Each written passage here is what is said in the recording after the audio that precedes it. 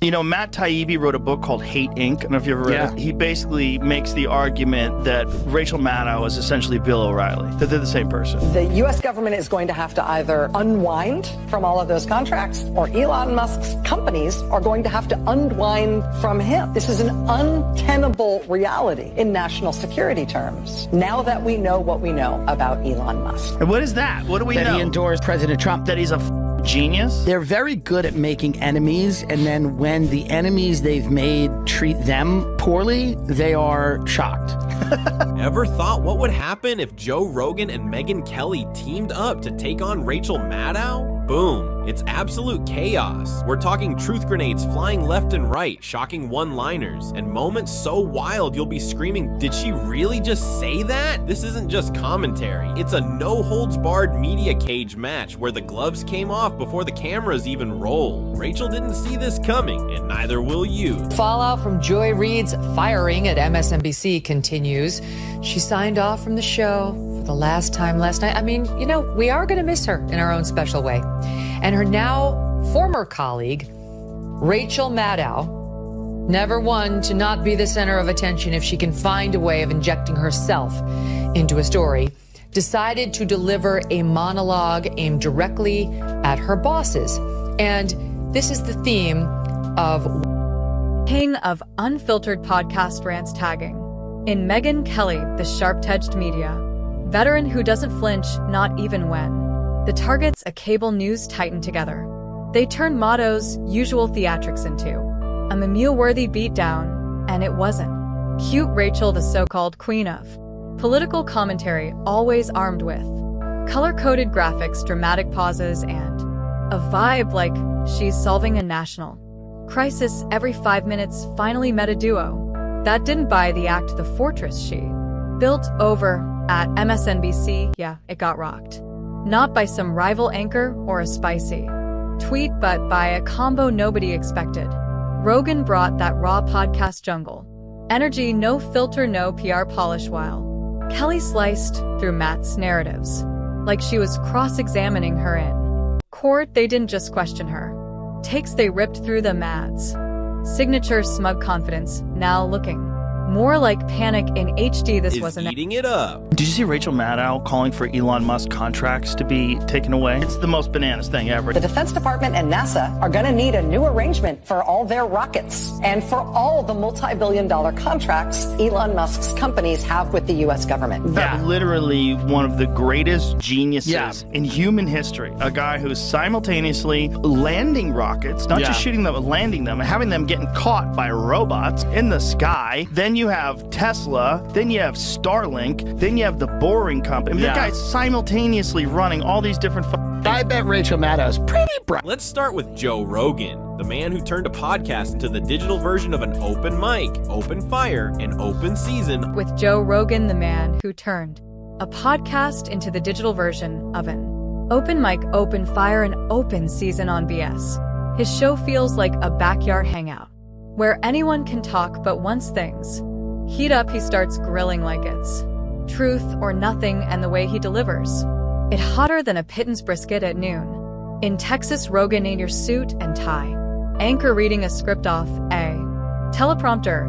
Nah, he's more like your sharp-witted, gym-loving neighbor who questions everything and isn't afraid to call out the nonsense. He's got the curiosity of your conspiracy-loving cousin and the discipline of someone who won't stop digging until the whole story's out in the sun. When he spots a headline that smells off, he doesn't just raise an eyebrow, he goes full Sherlock Holmes, sniffing through the smoke until he finds out the whole damn village is burning. Now onto Maddow. Oh yes, sir. Latest reporting, let's just say calling it journalism might be a stretch longer than her monologues. It was less about facts and more like a dramatic audio book with sprinkles of data. She dropped a few sizzling claims that had the feels indefensible, and I do not defend it. And I do not defend it. It feels indefensible. And I do not defend it. Okay, she really is one of the most, maybe, is she the most annoying people on television? She oozes sanctimony and self-righteousness. And here's the real capper. She took her boss's faces and rubbed them in shit last night. That's what she did. But here's the twist.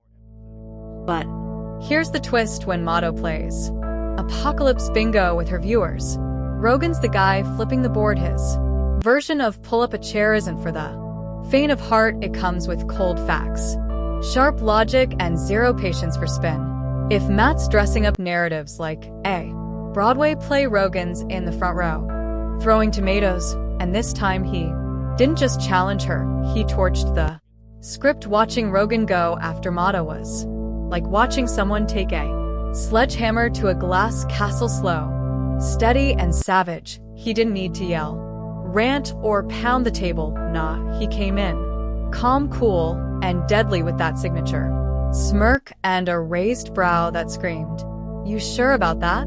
And with every word, he didn't just throw shade, he dropped receipts while Maddow spun up another dramatic tale. Rogan was already loading the facts piece by piece like a sniper setting up a clean shot. Her overhyped warnings, he cracked them wide open with real data, real sources, and that classic Rogan sarcasm that hits harder than a late-night truth bomb. It was like watching someone pull the rug out from under a house of cards, and doing it without breaking a sweat. The best part, he didn't just call her out, he showed exactly where the script fell apart. That wild theory Maddow pushed like it was breaking news from another dimension. Rogan laid it next to cold, hard numbers and said, "Let's see if this holds up." Spoiler alert, it didn't know. Dramatic Fact, while the real facts were conveniently left in the shadows. Rachel Maddow trying to say what pains us the most is not what happens to us is a lie too. The reason she won't give the $4 million or the $2 million to save any of those jobs, and she doesn't have to cut him a check. She could actually just take it out of her current salary. You know why she won't? Because she's got bills to pay and her lifestyle is too important to her. Rachel Maddow currently, according to my calculation, and I'm sure it's much more, has a $10 million penthouse, I say, on the Upper East Side, where her neighbors are Jodie Foster and Barry Manilow at some point. Together, Rogan full-on reality check for anyone still sipping Maddow's drama. Kool-Aid, if you blinked you missed the moment she lost the argument without even realizing it. But it wasn't just the facts that hit, it was the vibe. Rogan came in with that laid-back swagger, the I'm just a dude asking questions energy, and somehow made the whole takedown feel casual and brutal. It felt like he was inviting Maddow to join the cool kids table, only to smirk and say, "Actually, you can't sit with us." No yelling, no name calling, just a slow, merciless unwrapping of her polished performance, until what was left looked less like news and more like a flashy TED Talk that forgot the facts. He made it look effortless, just sipping his drink, tossing out logic grenades, and watching the drama unfold like it was a Friday night movie. But